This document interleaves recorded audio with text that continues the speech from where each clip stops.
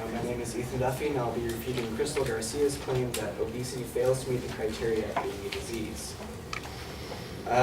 First off, Ms. Crystal defined a disease as a disorder of function or structure that produces symptoms or signs that affect a specific location and is not a result of some physical injury. Her secondary claims were that obesity is based on body mass index, obesity is a cause itself for other diseases, which does not make it a disease, and obesity falls more under the category of substance abuse, not disease. The problem with Claim 1 is that according to the advocate's own source, News Medical, obesity is defined as an abnormal or excessive fat accumulation that presents a risk to an individual's health. It does not mean someone's body mass index. BMI is merely a useful tool for estimating whether or not an individual is near that level of body fat where it becomes dangerous to that person. It was never meant to be the gold standard by which obesity was measured. The problem with Claim 2, that obesity is a cause itself for other diseases, which therefore excludes it from being a disease, is a non sequitur. Every disease produces negative effects. As the obesity group eloquently states, the fact that those pathways and mechanisms are themselves labeled disease does not seem to negate the appropriateness of labeling the more distal cause in the pathogenic sequence a disease. Such reasoning could lead to infinite regression, where almost nothing could be called a disease because it is the cause of something else. Although obesity is assumed to work through certain mechanisms, it is not at all clear that all of the ill effects of obesity are demonstrated solely through mechanisms that are also called diseases. The problem with Claim 3, that obesity falls more into the category of substance abuse, is that this is unclear. Did the proponent mean to say that obesity is akin to an addiction to food, as an addiction to alcohol or drugs? Or does the advocate mean to say that it was a lifestyle choice, as in choosing to participate in drugs or alcohol? In either case, unavoidable factors such as eating disorders and income restrict the conventional solution to obesity, which is to eat less or exercise more. Drugs and alcohol are luxuries. You pay extra for these. Food, however, is a necessity. One cannot survive without it. An eating disorder may cause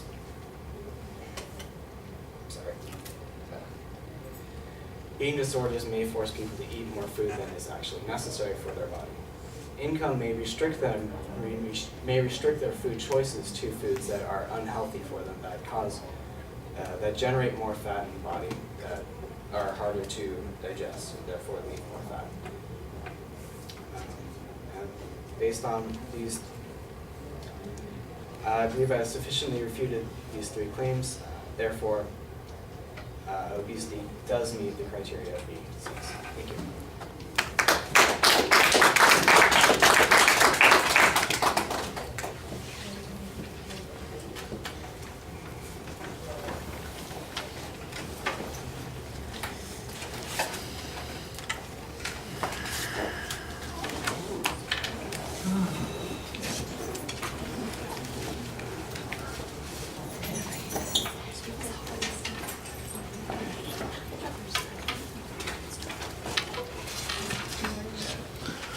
Well, you identified the claims pretty easily, so straightforward following there, no difficulty then. On the first point, it sounds like you're saying that the advocate's own source basically is denying this claim.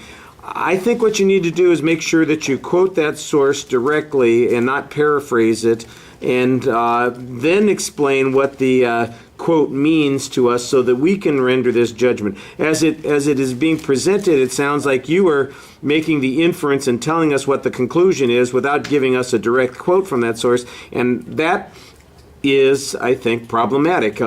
We're the ones who, you're drawing the inference, you're presenting the evidence, and we're supposed to be evaluating it. You're doing everything in that particular claim without giving us a chance to evaluate it. You just give us the conclusion there. I think that's a little problematic. On the second point, I did think you explained the reasoning issue on this point pretty well. The notion that just because something is causes harm itself doesn't necessarily mean that it can't be a disease. And your explanation about infinite regression, I thought that worked pretty well at summarizing the particular point.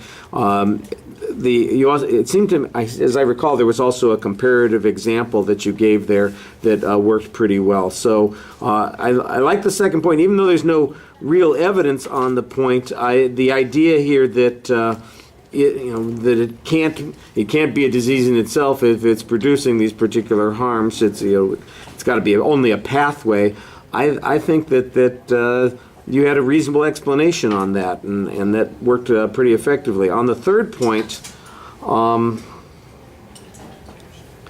you spent a lot of, the first part of the point, you kind of explained addiction versus lifestyle choice. I'm not sure why that's relevant. The comparison of drugs and alcohol to food, you kind of give us a justification on that because we have to eat food, but I'm still trying to figure out, how all of that information leads to the conclusion that you're making here that it meets the criteria of abuse. It seems to me like this is,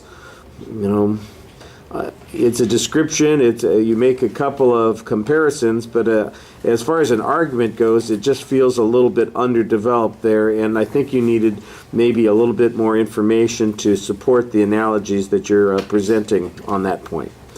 All right, I can hear all of you closing up and getting ready to leave.